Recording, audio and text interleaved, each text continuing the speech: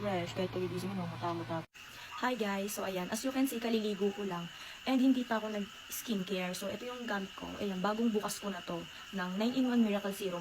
So guys, today ay June 4. Ayan, hindi na ako mali kasi nung last video ko, July sabi. So June 4 na ngayon. Guys, kung naalala niyo yung post ko last, kailan ba yun?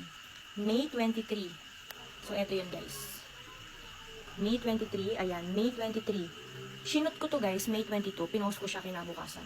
So, kung makikita niyo yung mukha ko, ayan o, may dark spot dito. Dito yan guys, dito yan o. Wala na diba? Kita nyo? Ayan o. Ayan pa. Dito pa meron din. Ito. Ayun. Ito pa. Ito guys, nunal pala yan. Ito yan o. Ayun, nag-fade na siya guys. Kita nyo. Kailangan talaga guys, consistency is the key. So ngayon, lalagay tayo ng serum. So yan guys, 2 to 3 drops ako palagi. Ayan o. 1, 2, 3. Diba? Tapos guys, pati yung leg ko nilalagyan ko.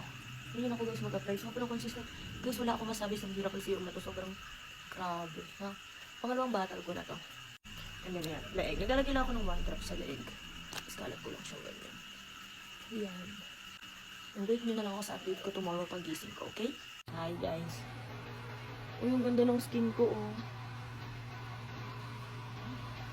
Fresh. Kahit kagigising mo, mata-mata pa yan.